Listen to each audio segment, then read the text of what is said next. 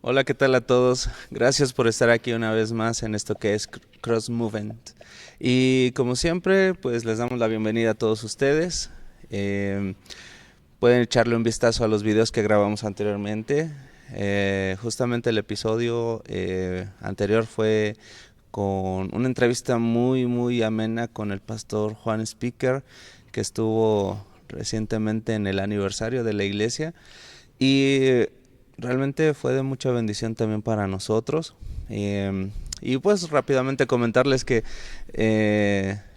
este podcast que nos hacen favor de ver, escuchar, ya cumplió un año, ya estamos sobre un año, un mes. En unos próximos días les vamos a hacer una breve reseña para que puedan ver lo que hemos hecho, que como les habíamos anticipado, este proyecto no solamente va a tratar acerca de los podcasts, ya estamos por lanzar algunas otras actividades que tenemos planeadas, pero muchas gracias por estar aquí. Por favor, comparte el contenido.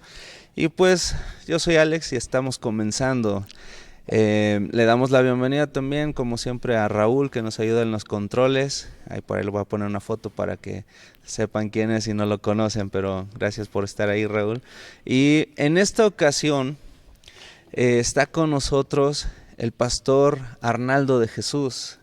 Sea bienvenido, pastor. Gracias Alex, gracias por la oportunidad que me conceden de poder participar en esta entrevista, en los podcasts, podcast que están haciendo. Y creo que he mirado algunos de ellos y ciertamente han sido de bendición lo que se comparte en ellos. Y espero que el de esta noche pues también sea de bendición a cada una de las personas que lo pueda escuchar. Así es. Muchas gracias, pastor. ¿Y por qué no nos cuenta un poquito? Hace rato decía, fuera de cámaras decía un poquito desde, no sé quién soy, de dónde vengo, a dónde voy, pero, Amén. Sí, pero sí. nosotros queremos saber de dónde viene. Exactamente, no, pues como ya él mencionó, mi nombre es Arnaldo de Jesús. Nací y me crié en Puerto Rico. Llego a la ciudad de Miami en el año 84, con la edad de 19 años. De ahí pues me crié en el evangelio, en el sentido de que mis padres iban a la iglesia y pues tenía el conocimiento de lo que era la palabra de Dios. En la casa donde llegamos pues las personas también iban a la iglesia y pues yo los acompañaba a ellos a la iglesia, y ahí en cierto momento pues es cuando de verdad entiendo la necesidad de un Salvador, la necesidad de dejar que Jesús entrara en mi corazón, y me dedico, creo que seriamente, a lo que es el evangelio, aunque ya traía una trayectoria de asistir a la iglesia. Tengo mi encuentro con el Señor Jesucristo y nace el deseo de estudiar la palabra de Dios, compartir la palabra de Dios. Me dan el privilegio de trabajar con los jóvenes, dirigiendo el grupo de jóvenes, y después pues allá en el sistema daban las escuelas bíblicas por la mañana, los domingos, y me dan la oportunidad de la escuela bíblica de los caballeros. Decían que era la clase más difícil, y un joven pues metiéndole a la clase de los caballeros pues me forzó, por así decirlo, a estudiar más. Y entonces ya al pasar el tiempo pues nos movimos a otra iglesia local, en donde ahí sí pues siguiendo la instrucción del pastor, creo que lo conocen o lo han oído, el pastor del Cristo. Estuvimos con él un tiempo y ahí pues fuimos ordenados al ministerio. Trabajamos en la iglesia local como ministros asociados, y básicamente esa es la trayectoria ministerial, que abarca aproximadamente unos 30 años. Wow, ya es un buen recorrido. Bastante. Y me gusta mucho escuchar esta parte en los pastores que vienen, porque yo creo que pues no sé qué tan a menudo un pastor recuerde sus inicios, pero me gusta mucho preguntar porque creo que a alguien pudiera preguntarse también, bueno, ¿será que Dios me está llamando al ministerio o algo así? O alguien tiene el anhelo de servir a Dios y que puede identificarlo, ¿no? En su caso, pastor, no sé si quisiera compartirnos un poquito cómo usted pudo identificar que Dios le estaba llamando al ministerio. Sí, es una pregunta interesante porque la Biblia, y permíteme, a mí me gusta la enseñanza de la palabra del Señor, por la parte que más prefiero. Esa pregunta es en ocasiones difícil de contestar y a la misma vez pues tenemos una guía en la Biblia donde podemos ampararnos. Pablo le escribe a uno de sus discípulos que si alguien desea el obispado, buena cosa desea. Entonces, si tú lees ese versículo, puedes sacar la idea de que si yo deseo ser ministro, pues estoy deseando algo bien. Entonces, rápidamente le dice, pero el que desee esto debe ser de esta manera. Entonces se enumera un sinnúmero de requisitos para aquellos que van o desean estar en la oficina ministerial. Y a la misma vez en otra de sus cartas se le explica que el que hace el llamamiento es Jesucristo. Claro. Entonces yo lo pondría que es como la vía de un ferrocarril, que aunque son dos vías, pero corren paralelas y llegan al mismo destino, el deseo con el llamado. Entonces Jesucristo llama, de ese deseo nace en tu corazón, pero las dos van juntas hasta que para llevar el tren o llevar el ministerio en este caso al cumplimiento. Eso es una unión de ambas cosas. O sea, y yo creo que el deseo, si yo deseo ser ministro, es Jesucristo, creo que es el que pone ese deseo también, porque Él es el que llama, Él es el que llama al ministerio. Y más, como todas las cosas, cualquier trabajo que uno hace, cualquier oficio que uno hace, a uno tiene que gustarle. Uno debe desear trabajar en lo que ha emprendido. Y yo creo que ese deseo de ser ministro va junto con el llamado que Jesucristo pone en el corazón de uno. Ok, me gusta mucho ese ejemplo que nos está poniendo sobre las vías del tren. Creo que nos deja, es muy fácil de visualizarlo de esa manera porque se sobreentiende, ¿no? Si falta uno de los dos, el tren no va a avanzar para ningún lado, ¿no? Exactamente. O si en algún momento se corta uno de esos dos, pues se va a descarrilar todo aquello, ¿no? Y bueno... tiene que ser así, tiene que ser así. Algunas personas te dicen, no, Jesucristo, o sea, el ministerio es netamente llamado a Jesucristo, pero te encuentras con ese otro versículo, que Pablo dice, el que desee ser obispo, ser ministro, tiene que llenar estos requisitos. Entonces yo lo veo siempre de esa manera, es un doble deseo y llamado. Las dos cosas pueden que sucedan al mismo tiempo, porque Jesucristo es el que hace la obra. Jesucristo te llama, te pone el deseo. Entonces uno con el deseo responde al llamado. Entonces ahí empatamos las vías del tren, montamos el ministerio en el llamado de Dios, en la voluntad de nosotros de querer hacer las cosas, y así salimos corriendo. Y creo que pudiera también como entrar aquí en el versículo que dice que Dios pone en nosotros el querer como el hacer. Exactamente. O sea, más que claro no pudiera Por estar. Por eso te digo que es como una unión de ambas cosas. ¿Qué sucede primero? No te puedo decir, pero sí entendemos que en la soberanía de Dios y él tiene todas las cosas claras, es el que ve. Pero uno comienza, para ampliarte un poquito, uno comienza a sentir un deseo por el ministerio, un deseo por la palabra de Dios. Una cosa importante que a lo mejor se las quiero compartir, si usted siente el deseo de entrar al ministerio, tiene que prepararse. El hecho de que Dios te llame a ti hoy no te hace un ministro. Puedes tener un llamado, pero si no tienes la preparación vas a fracasar, lamentablemente.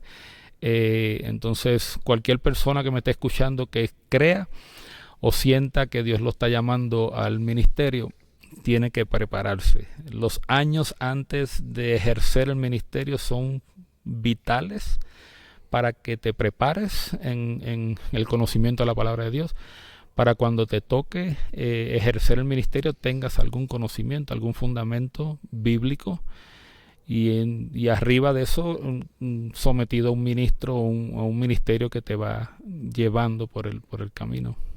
Okay.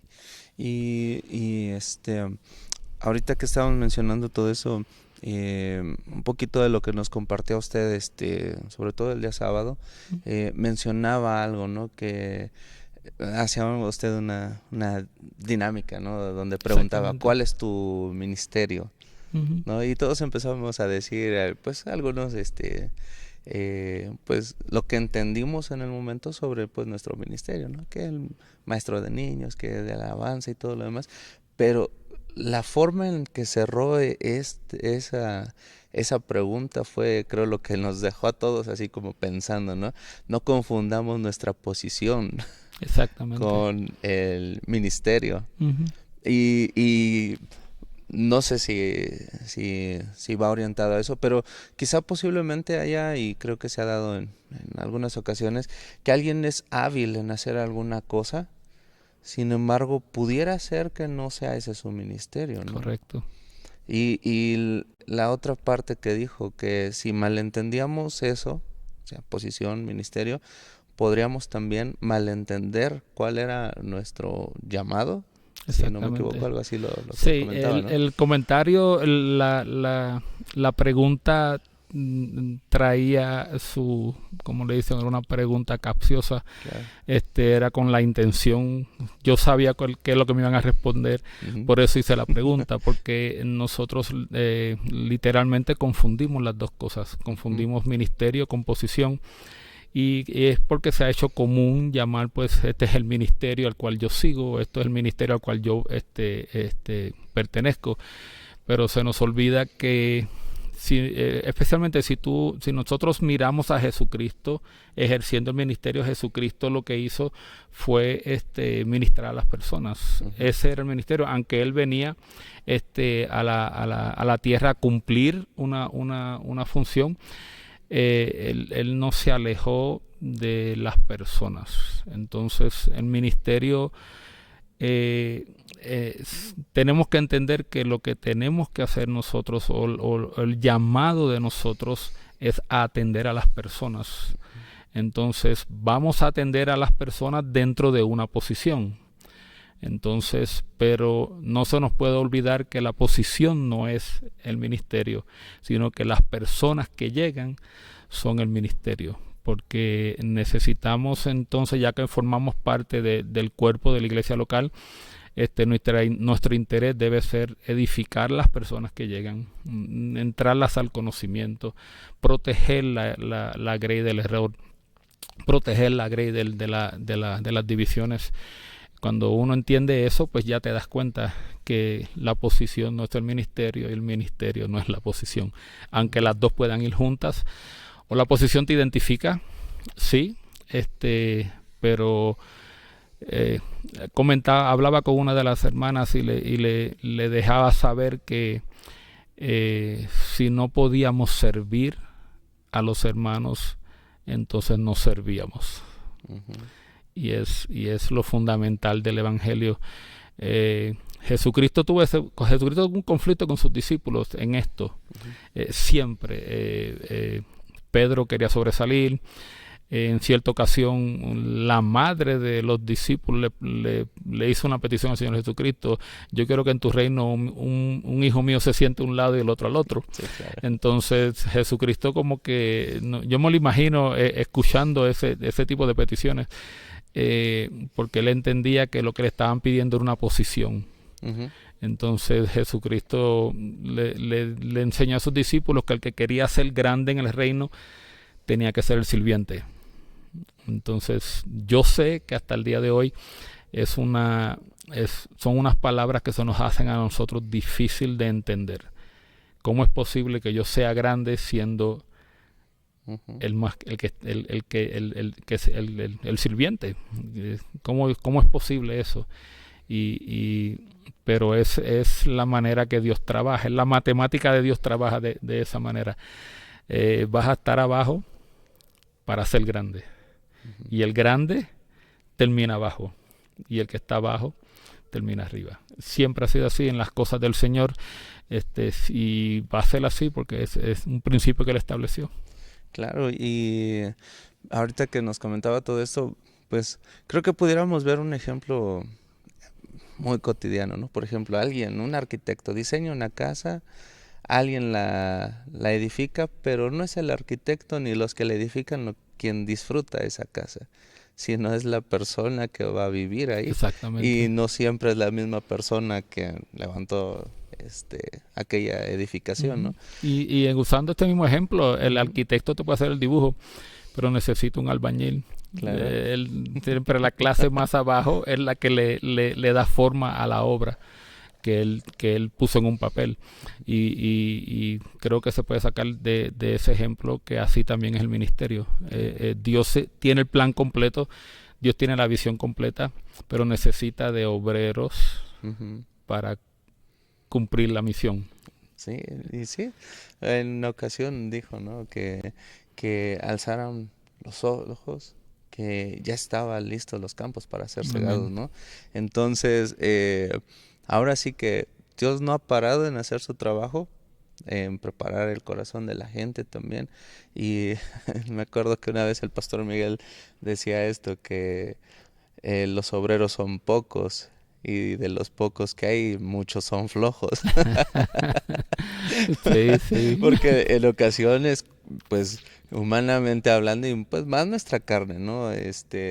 No quiere hacer la obra, pero creo que esto nos deja un panorama más amplio, bueno, más bien un panorama que no debemos olvidar, que siempre está ahí implícito en la escritura, sobre que al final de cuentas el llamado todo siempre se va a reducir a ministrar a la gente, a servir a la gente, en el sentido de que si cantamos alabanzas, sí las hacemos para Dios, porque Él es la razón de nuestra alabanza. Fuimos creados para adorarle. Y sin embargo, a su vez estamos ministrando al pueblo de Dios, guiándoles, digamos, en adoración. Por ejemplo, un pastor predica y obviamente lo hace para que el pueblo sea edificado en base a la palabra. Y así en cada ministerio pudiéramos irlo checando, y podemos ir concluir que efectivamente todo esto se reduce a servir a las personas. Entonces creo que ya desde hace tiempo ya está más que claro que debemos quitar de nuestro corazón el decir, no, tenemos mayor influencia porque tenemos más gente a nuestro servicio. Amén. Aquí dentro de la iglesia, dentro del cuerpo de Cristo, es al revés, ¿no? Deberíamos medirlo al revés, ¿no? Decir, ¿a cuánta gente estoy sirviendo? Exactamente. ¿Sabe? Vamos a ver las cosas claras. Para entrar al ministerio, sea local o sea, vas a entrar por una posición. Tú sabes, todo el mundo que aspira a trabajar dentro del ministerio lo hace a través de una posición. Eso está claro. No hay llaneros solitarios, no hay personas que no se someten a un pastor o a una iglesia, a un cuerpo ministerial que pueda ser un obrero efectivo. Eso es indiscutible. Tú quieres ser un obrero efectivo, estás trabajando dentro de una organización, dentro de una iglesia que está dirigida por un líder o por un cuerpo de líderes. Entonces entras al ministerio a través de una posición. Y la fidelidad en esa posición es la que te va a abrir las puertas para ir subiendo. Jesucristo lo dijo, vas a ser fiel en lo poco y en lo mucho se te va a poner. Entonces en la parábola de los talentos, él Él explica algo interesante. Él espera que el ministerio se multiplique o tu talento se multiplique, pero también le da a cada uno el talento conforme a su capacidad. Entonces, si empezamos a añadir todos los puntos, creo que las personas van a encontrar que son efectivas en su ministerio conforme a la capacidad que tienen, pero con esa capacidad les debe dar a ellos la capacidad tienen que tener por lo menos la capacidad de ser fiel en lo que están haciendo. Mencionaste el caso de la alabanza y el que predica. Aunque nosotros dirigimos todos a Dios y sabemos que es lo que estamos buscando, pero el adorador tiene que, en su deseo de elevar una adoración a Dios, tiene que también atrapar el corazón de las personas que llegan con carga, llegan cansados, llegan enfermos, llegan a lo mejor con una situación horas antes de que salgan de su casa o un problema familiar. Entonces el adorador que sí va a adorar a Jesús, pero también tiene que lograr atrapar el corazón de las personas para que ellos también adoren a Jesús. Entonces es una doble función. Y prepara el ambiente, prepara el corazón a través de la adoración y la alabanza, para que cuando llegue el pastor pueda sembrar la semilla en un corazón que ya está conectado con Jesús, a la presencia de Jesús, y se le hace el trabajo mucho más fácil al pastor. Por eso cada posición es indispensable para que funcione bien. Si tú sientes el deseo de trabajar en el departamento de los niños, amén, lánzate. Si tú crees el deseo de estar en la música, pues tienes que prepararte, aprender tu instrumento y entonces esperar la oportunidad que se te dé.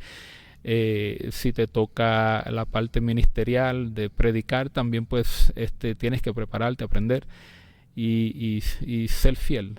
Es indispensable. No le podemos, y es parte de la regla, una persona que no está presente no puede ejercer con toda la autoridad, porque fidelidad sobre todas las cosas, fidelidad. Claro. Ahorita hemos estado hablando un poquito en base a esta frase que nos estaba hablando. Bueno, lo dije como frase, ¿no? Pero hablaba de posición, ministerio, y había un tercer elemento que era el llamado, ¿no? Aquí en este caso, ¿cómo podríamos meter las tres cosas? O sea, específicamente la parte del llamado. Porque quizá muchas veces entendemos, ¿no? Decimos, bueno, ministerio pues quizá también es mi llamado, y como malentendimos en ocasiones la posición con el ministerio, digo, pues quizá ya malentendemos también cuál es el llamado en relación a los otros dos, ¿no? Uh-huh. Esto nosotros lo vemos en la vida diaria. Es aquel que desea ser, vamos a ver, con una profesión, médico, no comienza como médico. Tienes que pasar la primaria, tienes que pasar la secundaria, tienes que entrar a la universidad, y entonces aún dentro de la universidad entonces hay distintas divisiones de la ciencia, y entonces tú vas buscando aquella que a ti te atrae. Entonces, así mismo es en los asuntos de Dios. El llamado, como estaban diciendo ahorita, es algo que Jesús hace, e inclina tu corazón a eso, tú sabes. Entonces tú empiezas a sentir ese peso en tu corazón, o ese llamado, esa inclinación a la parte que te toca hacer. Entonces, cuando lo vas a hacer, tienes que pensar en todo momento que no lo estás haciendo porque llegaste a una posición, lo estás haciendo porque tienes un grupo de hermanos a los cuales tú tienes una encomienda, un trabajo, una función de unirlos como cuerpo, para que todos entremos a la presencia del Señor al mismo tiempo, en ese espacio de 1 hora, hora y media que dura el servicio, 2 horas. Ellos necesitan entrar todos a la misma vez a la presencia de Dios para recibir la palabra de Dios, que es la que nos va a cambiar a nosotros, nos va a transformar nuestros corazones. So, el llamado es esa inclinación que Dios pone, ese deseo que Dios pone, y la práctica que vas haciendo dentro de una posición te va a ayudar a cumplir el llamado. Entonces, según pasa el tiempo, la oración, el estudio de la palabra, te va sentando más en tu corazón cuál es tu llamado o hacia dónde Dios te está llevando. Entonces, yo conozco personas que comenzaron, a lo mejor como tú dices, como músicos y terminan siendo ministros, porque nuevamente le sucede a todo el mundo, no, pero Dios te ve fiel en una área y te va a dar la oportunidad de que te expandas hacia otra, a otro nivel o a otro ministerio, porque Él es el que llama. Wow. Y Él es el que salta también. Claro, y eso creo que es muy necesario de entenderlo, porque bueno, quiero entender que también, por ejemplo, pongamos un ejemplo, volvemos a la música, ¿no? Uh-huh. Si alguien quizá desde niño empezó y al final Dios termina también haciendo el llamado para su vida a servir en la música, ¿no? Como levita, como ministro de alabanza, no lo sé. Sin embargo, hay ocasiones donde precisamente, como usted bien lo menciona, ¿no? Dios nos mueve de un lugar a causa de la fidelidad que estuvimos ahí y nos lleva a otra posición que quizá pudiera ser, en cuanto a la actividad realizada, un tanto diferente, ¿no? Por ejemplo, uh-huh, no necesariamente estar a través de la música sirviendo a Dios, sino pasar de servir en esa área a ministrar la palabra, ya sea a través de un púlpito, o ir a evangelizar, o ser misionero, e ir a otro lugar. Pero me encanta esa afirmación que hizo de que eso se va asentando, y lo entiendo de esta manera, que es como que va teniendo un mayor peso dentro de nosotros y es inherente al llamado, ¿no? Entonces, va haciéndose cada vez más firme, más sólido, de modo que entendemos decir, bueno, sigo sirviendo a Dios, pero sé que esto es el llamado que Dios tiene para exactamente, estás correcto. Tenemos que recordar que el ministerio no es solamente un púlpito. Uh-huh. O sea, el ministro no es solamente el que se para al frente en el púlpito. Yo conozco músicos que no son partes a lo mejor de la agrupación de la iglesia, pero usan su guitarra para pararse en una esquina, ir a visitar un hospital, uh-huh, ir a visitar un centro de ancianos. Entonces ellos llevan su música a ese centro, y a través de la música pues ministran a esas personas que a veces están solas, y llevan la palabra de Dios. Entonces, ¿quién es más importante? ¿El que se para al frente o aquel que también va al hospital? Los dos están haciendo la misma función. Entonces el predicador de la congregación exhorta a la congregación. El músico que va a un centro tiene la capacidad de salvar almas que a lo mejor no han conocido al Señor y están en su último momento en la vida. El ministerio tiene muchas facetas, y la posición o tu talento no necesariamente lo tienes que exponer en lo que nosotros conocemos como el altar, el púlpito. Lo puedes exponer en distintos escenarios que no están limitados al marco de la iglesia. Yo conozco buenos predicadores que son excelentes predicadores en la calle, de uno a uno. Uh-huh. Que no le gusta predicarle a los cristianos, le gusta predicarle al inconverso, uh-huh, aquel que no conoce a Dios, a lo mejor aquel que está en la droga, no sé, hay muchas facetas ministeriales, y volvemos a decir, Dios es el que te va a encaminar a qué área, conforme a tu capacidad, tú puedas funcionar efectivamente. También he visto el error de personas que, porque son buenos en la calle, los tratan de subir al púlpito, uh-huh, y fracasan. Claro. Entonces, tenemos que tenemos que entender eso, dónde es que Dios nos está llevando, y que el ministerio no está limitado a un púlpito, sino que Dios tiene distintas maneras de exponer y alcanzar al pecador. Casualmente, anoche estábamos, la noche del domingo, viendo una faceta ministerial también, porque tienes a un joven que tuvo ciertas experiencias, pero le gusta la música y su alcance es el joven. Yo no puedo hacer lo que él hizo ayer. Con toda la experiencia que yo tenga ministerialmente, yo no puedo hacer lo que él hizo ayer. Yo no puedo alcanzar de la misma manera que él alcanzó al joven, o sembrar el mensaje de Jesucristo al corazón de esos jóvenes. Entonces, lo descartamos porque no me gusta el estilo. No, ¿tú entiendes? Al final todos somos ministros de Dios, todos estamos ejerciendo una función. Él la está ejerciendo conforme al llamado que él siente en su corazón, que Dios lo está dirigiendo. Yo la ejerzo de la manera que yo entiendo que Dios me ha llamado. Al final todos estamos trabajando para el mismo cuerpo. Y él tiene un ejercicio en el cuerpo, yo tengo un ejercicio, nos damos movimiento, fortalecemos los músculos y el cuerpo crece.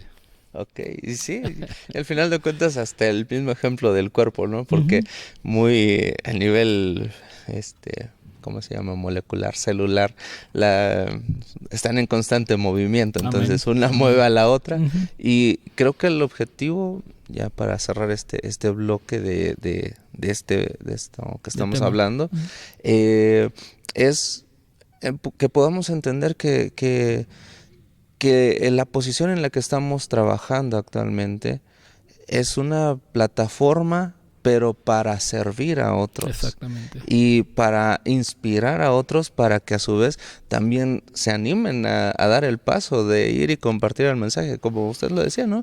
Quizá uno a uno, quizá afuera, no necesariamente aquí. Habrá gente que Dios llame para ponerlo detrás de un púlpito y estar predicando, y se nota cuando viene el respaldo de Dios, se nota cuando alguien está encontrando su lugar, porque el respaldo de Dios, la unción de Dios viene, y ahora sí que no hay forma de negar lo que se está viendo, ¿no? Sí, Cómo Dios respalda esa obra que se está haciendo cuando se está haciendo en obediencia. Algo que usted nos compartía el día de ayer domingo por la mañana, bueno, que fue un momento muy especial en ministrando a los pastores y a algunos líderes que estuvieron aquí presentes. Usted decía algo que bueno, se enfocó un poco en la iglesia, decir que de una de otra manera ellos necesitaban el respaldo también de la gente para seguir haciendo la obra. Aquí yo quisiera que pudiéramos platicar brevemente sobre, quizá por así mencionarlo, qué características debería tener un líder. O sea, no necesariamente como lo que leemos en la palabra de Dios, obviamente no lo vamos a descartar, sino me refiero o qué elementos de liderazgo debería tener el líder dentro de la iglesia. Amén. El líder, ya esto es algo general, lo que si tú fueras a coger una clase de liderazgo, lo que te dicen o lo que te enseñan, y creo que está presente en cualquier posición de líder. El líder tiene la capacidad y la oportunidad de influenciar. Eso es algo de lo que lo separa del resto de las personas. El líder no es el que más ruido hace, sino el que más influencia tiene. Entonces el líder hace una convocatoria, y si las personas cuando las personas responden, te vas dando cuenta que tiene la capacidad de influenciar en el resto de las personas. Eso es una capacidad o una característica de lo que es un líder. En el marco cristiano, pues no podemos descartar el plan bíblico. El líder es la iglesia necesita un líder para mantener el orden. Entonces, son elementos que se van presentando dentro del marco de la iglesia, y Jesucristo estableció, dice la Escritura, apóstoles, profetas, maestros, evangelistas y pastores, con la intención de edificar a la iglesia, y a la misma vez es una manera de establecer un orden. Entonces, el líder con su cuerpo influencian a la congregación, pero a la misma vez mantienen el orden de cómo debe funcionar el cuerpo. Entonces, son características que se ven así, y las personas comienzan a respetarlo por su posición que tiene, por su influencia, y especialmente cuando ven que esa influencia los lleva a desarrollarse en el Señor, a conocer del Señor, a recibir cierta instrucción bíblica que les beneficie también en su vida privada. Entonces ellos comienzan a reconocer el liderazgo, creo yo, por la influencia que puede ejercer sobre otras personas. Claro. Y, por ejemplo, usted como pastor, en base a esto mismo, ¿cómo describiría usted al momento de decir, bueno, yo como pastor, bueno, usted como pastor, creo que tal persona que está sirviendo es un excelente líder, o es un buen líder, o es un líder conforme al corazón de Dios, por esto que estoy viendo en él? ¿Cómo usted podría detectarlo? Por ejemplo, ahí en su iglesia, decir, bueno, le voy a confiar esta posición de liderazgo a tal persona. ¿Cuál sería ese elemento que diga, bueno, a mí me hace confiar en él para encomendarle esta obra? El factor primordial, considero yo, dentro de todas las cosas para aquel que ha sido llamado al ministerio o que crea que va a funcionar dentro del ministerio, es la fidelidad. No se le puede confiar el teclado a alguien que no viene. Claro. O que a la hora que va a comenzar el servicio te llama porque se le presentó otra situación. Que emergencias suceden, pero cuando te dicen la situación, tú dices, bueno, eso a lo mejor lo pudo haber resuelto a una hora diferente. El pastor comienza a observar la fidelidad de su grupo, quién es el que está fiel en las actividades. A veces entendemos, por la manera que la persona se desarrolla, se desenvuelve, que tienen la capacidad, vamos a coger el ejemplo de predicar, de hablarle a la congregación, entonces comienzan a darle la oportunidad. Todas estas cosas nosotros las hacemos con la intención de analizar a la persona, ayudarla a desarrollar su talento o el llamado que Dios le ha dado, con práctica. Entonces, pero yo considero que el primer paso es la fidelidad. Una persona que no puede dejar de servir a su hermano. Yo siempre en la congregación, yo siempre observo a aquel persona que quiere predicar. Yo lo observo si a la hora de acabarse el servicio recoge las sillas. Camina y ve una basurita en el piso, se dobla, la recoge y la tira al cesto. Son distintos elementos que uno va mirando, que te estás dando cuenta que la persona está sirviendo, no solamente quiere una posición, sino que está sirviendo a la congregación. Ve a un niño, a alguien, una dama que necesita asistencia para montar su carro, tú lo ves que hacen todas esas cosas sin tú pedírselos. O a lo mejor le das una instrucción y después más adelante ellos captan la idea. Entonces uno empieza a mirar la fidelidad de ellos en las cosas pequeñas, y entonces Dios le va dando la oportunidad. Y Dios le habla también al líder, esta persona sirve para esto, lo puedes utilizar. A veces cometemos errores, ponemos una persona que no es capacitada para hacer, pero eso está dentro de toda la dinámica de crecimiento y entendimiento de las cosas. A Jesucristo se le coló uno, así que se me cuele a mí otro, pues no claro. Es problema. Sí, efectivamente. Estoy recordando, usted nos compartía algo base a, bueno, quizás es un giro un poquito brusco Ujú. a lo que hemos estado hablando, pero quisiera que pudiéramos abordar brevemente esto que ya es prácticamente es con lo que vamos a estar cerrando. Amén. Eh, Usted nos hacía un comentario acerca de una experiencia que, ah, que comentaba sobre su hija. Le preguntaba específicamente Ujú. sobre un tema y decía, para mí es normal porque lo Normal. veo todos los días. Y aquí yo quisiera abordarlo a la inversa. Usted nos decía que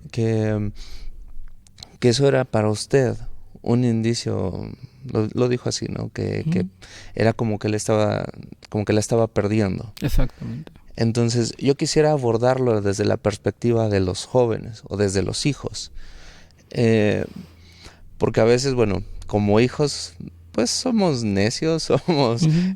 insensatos, somos inexpertos, somos de muchas maneras, pero ¿cómo un hijo, un joven o en edad de escuela, estudiante, lo que sea, cómo un hijo puede estar, eh,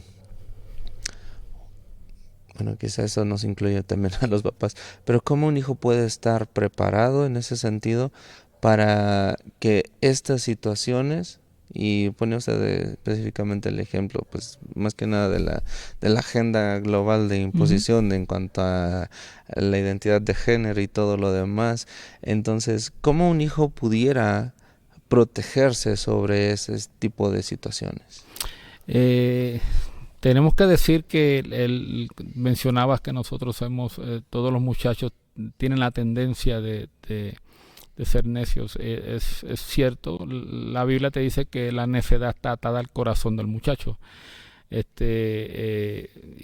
es algo, y la recomendación que da la Biblia dice que la vara es la que le espanta esa necedad.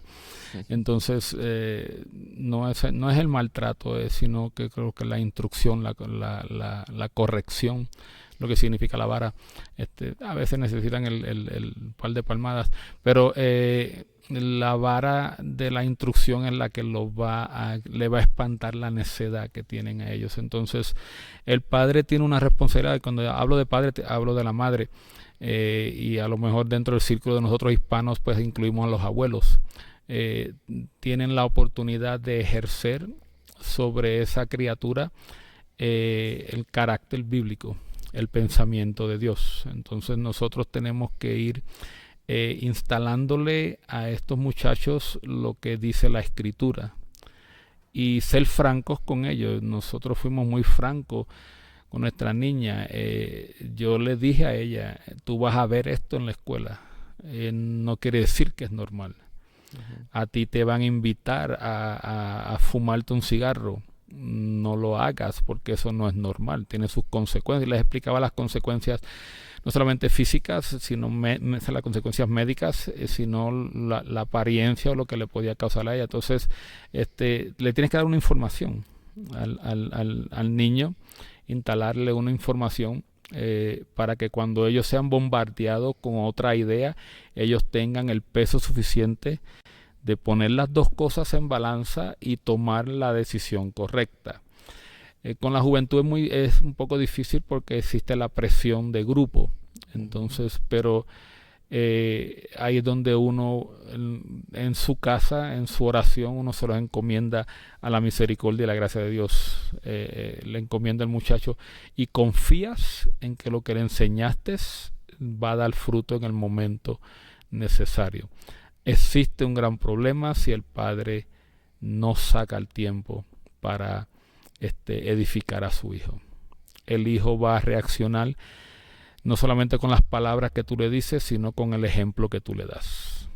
Y eso es otra cosa vital. Tú no le puedes decir una cosa al muchacho y hacer otra, porque ellos ven esa dualidad.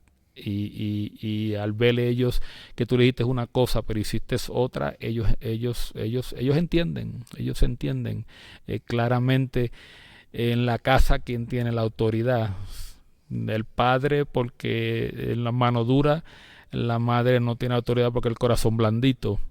Entonces ellos entienden, ellos comienzan a entender todas estas cosas y ellos sacan ventaja de estas cosas porque vuelven, te digo, la necedad está atada al corazón de ellos y ellos se van a dejar influenciar por esas cosas. Pero la función de padre, la función de madre, la función de abuelos, la función de la familia en el corazón de ese niño es fundamental, de instruirle la palabra de Dios. Y vamos al versículo que a lo mejor se ha convertido en cliché, pero es instruye al niño en su camino y cuando llegue el tiempo no se va a apartar de él. Yo creo que la función de nosotros es escucharlos en sus inquietudes, explicarles lo que Dios enseña con relación al tema y mostrarles a ellos cuál es el beneficio de seguir el camino de Dios cuando le toca este tipo de decisión o influencia. Gracias a Dios ella marchó su vida estudiantil mirándolo todo y nos los contaba a nosotros. Cuando llegaba a la casa, el tiempo de conversación que nosotros teníamos eran tiempos abiertos. Nosotros hablábamos y una cosa que a lo mejor le puedo decir a los padres, si tú le pides a tu hijo que te diga la verdad, entonces no lo castigue cuando te diga la verdad, porque entonces él va a entender que ellos saben, dice, bueno, si le dije la verdad y me dieron 4 correazos, la próxima vez le digo una mentira, para que no me den los 4 correazos. Entonces, el padre tiene una función muy sutil y tiene que tener mucha inteligencia. Nosotros queremos que nuestros hijos nos digan la verdad, que nuestros hijos tengan confianza con nosotros, pero cuando nos dicen la verdad, los vamos a castigar severamente, entonces ellos no te van a decir nunca la verdad, porque entienden que decir la verdad les causa un mal. Entonces ellos van a esquivar el mal. Eso es lógico. Eso es lógico con nosotros también. Tú no pasas por un lugar donde te tropiezas con una piedra 2 veces. La próxima vez tú la vas a esquivar. Y así es en el corazón del muchacho. Entonces en todos estos temas el padre tiene que ser muy abierto con sus hijos, tener plena confianza. Y una cosa que yo siempre he dicho, lo que el padre no le enseña, se lo va a enseñar a la otra persona. Es así. Lo que tú no le enseñes a tu hijo en el tiempo indicado, se lo va a enseñar a otra persona a la manera de ellos. Y entonces nosotros entendemos la función del diablo. Lo que tú no le enseñas a tu hijo, Satanás se lo va a enseñar de otra manera. Entonces cuando tú despiertes o te logras entender las cosas, a veces es un poco tarde. Entonces uno quiere ejercer el dominio a la fuerza y no va a funcionar. El dominio a la fuerza desarrolla rebeldía. Entonces muchos casos de jóvenes en las congregaciones que los padres dicen mi hijo está rebelde, el problema no es del muchacho, lamentablemente, la manera en que se le dio la instrucción a ese muchacho o la falta de instrucción. Es un tema complicado, difícil, porque nosotros a veces no tenemos las herramientas necesarias, el conocimiento necesario. Pensamos que porque vienen a la iglesia pues van a salir santos y no es así. Nosotros tenemos una responsabilidad sobre esa herencia que Dios nos dio, el formar ese carácter. Nosotros tenemos que formar ese carácter. Y ¿quieres ejemplo? Bueno, tienes ejemplos de estos grandes hombres de Dios que sus madres los entregaron al templo desde niños, para que ministraran a Dios, para que entendieran las cosas, recibieran la instrucción, y ya cuando fueron personas adultas, fueron profetas, fueron personas que dirigieron dentro de la casa de Dios. Nosotros a lo mejor no podemos traer el niño y dejarlo aquí en el templo, pero la instrucción es necesaria. La instrucción es necesaria. El mundo los va a bombardear.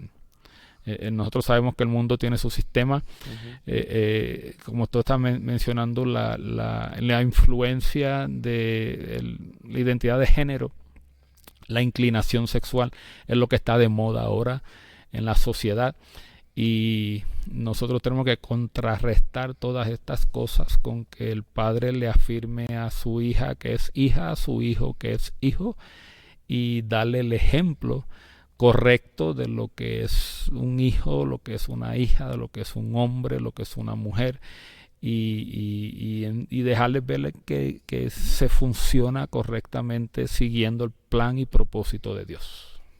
Wow.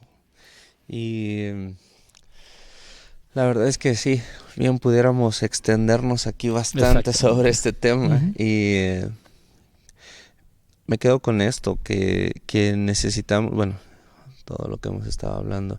Sin embargo, en este punto en específico sobre los hijos, en base a lo que nos contaba de su experiencia, y creo que de una u otra manera, los que somos papás, o ya lo enfrentamos o estamos por enfrentarlo, porque al final de cuentas, aunque en otros tiempos no eran los mismos temas, eran otras situaciones que en el tiempo estaban de moda, por así decirlo, pero al final siempre va a haber miles de voces a nuestro alrededor, y quizá la labor principal como padres, usted bien lo está diciendo, darle la instrucción de la palabra de Dios. Entonces, qué importante es esta labor, pero también como hijos nos deja, y sobre todo a los que están solteros y siguen en casa de sus papás, ¿no? Les deja esta enseñanza, esta instrucción de atender al consejo de los papás. Exactamente. Atender, y hasta la Biblia lo menciona, ¿no? Dice que no desatiendas el consejo. Y pues, ¿cómo somos de jovencitos, no? Somos, como que decimos, no entienden, no nos conocen, no nos, etcétera, anticuados, lo que sea. ¿Sabes por qué es eso? Es la reacción de nosotros a las inquietudes de ellos. Si nosotros reaccionamos de una manera abrupta a las inquietudes de ellos, ellos se van a retirar. Creo que uno de los factores principales en el ejemplo de lo que la experiencia que vivió mi niña fue la capacidad que le dimos nosotros de tener confianza. Su madre, yo creo que es tremendo baluarte en esa área. Ella tiene una capacidad, bueno, trabaja con niños, pero tiene una capacidad de haber entrado al corazón de su hija, ganarse la confianza, no solamente de amiga, sino de madre. Y cuando nos sentábamos en la mesa, la niña tenía la capacidad de exponer sus temores, sus luchas o lo que había visto en ese día en la escuela, sabiendo que nosotros la íbamos a guiar por el camino correcto y le íbamos a dar la instrucción correcta. Para un resumen rápido, cuando ella se va para la universidad, de todas las cosas que ella dijo que extrañaba, o sea, el joven abandona su casa y para ellos pues esa es la libertad que deseaban, porque ahora no tienen el control de los padres. Ella nos llamaba toda la semana diciendo: lo más que yo extraño es el tiempo que compartía con ustedes en la mesa, no lo tengo aquí. Y se me hace muy difícil, no, a la hora de cenar, saber que voy a cenar sola y ustedes no están donde podamos hablar. Entonces uno siembra la semilla y el muchacho responde. El muchacho entiende quién es el que lo quiere, quién es el que no lo quiere, quién lo está ayudando, y todos hemos sobrevivido nuestra juventud. No podemos entrar a esa etapa con temores. Tememos como padres porque sabemos cómo el mundo está, pero debemos confiar en Dios, debemos confiar en la instrucción que aprendemos nosotros y le estamos compartiendo a ellos. Y dentro de ese temor que puede existir de darle alas a nuestros hijos, confiar que lo que hicimos fue correcto y que el muchacho va a reaccionar, el muchacho, la muchacha va a reaccionar conforme a la instrucción y la guianza de Dios. Y todos tenemos que explorar, vamos a explorar nuestro mundo, pero con una guianza detrás de nosotros nos va a llevar por el camino correcto. Pues ya hemos terminado este episodio. Y pues antes de hacer el cierre, algo que usted quisiera, no sé, agregar a esta plática. Bueno, ha sido bastante lo que hemos hablado, creo yo. Y como tú dices, podíamos estar horas hablando de la palabra del Señor. Para mí esta oportunidad que me ha concedido el Señor de compartir con ustedes aquí en Tulancingo, México, pues me llevo un grato recuerdo en mi corazón. Uno te preparas para visitar a tus hermanos en la fe y dejas que Dios haga conforme a como el Espíritu Santo te guía. La iglesia, yo le exhorto a aquella persona que me pudiera estar escuchando en este momento que sea fiel a su congregación, sea fiel al ministerio que Dios le ha dado, sea fiel a la función que ejerce, y sobre todas las cosas, ámense los unos a los otros. Es donde radica la esencia del amor de Dios. Jesucristo lo dijo, nosotros no lo entendemos todavía hasta el día de hoy. El mundo conocerá que son mis discípulos cuando se amen los unos a los otros. Y se enfatiza mucho en las Escrituras porque nosotros no lo acabamos de aprender. Entonces yo creo que cerraría con esas palabras. Somos un cuerpo, venimos de distintos lugares, podemos trabajar juntos, pero la iglesia, el cuerpo de Jesucristo necesita crecer en el amor integral y que el mundo conozca que hay una familia que funciona amparada en el amor de Dios y está dispuesta a compartir ese amor con el resto de las personas que se les acerque. Muchas gracias, pastor. Bien. Gracias por aceptar esta plática que estoy seguro que va a bendecir a todos y cada uno de los que vean este episodio.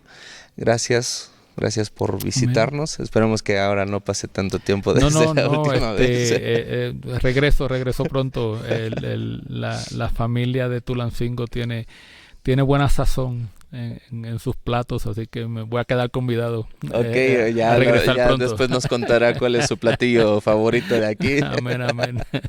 Pero bueno, gracias a todos ustedes. Esto ha sido un episodio más de Cross Movement.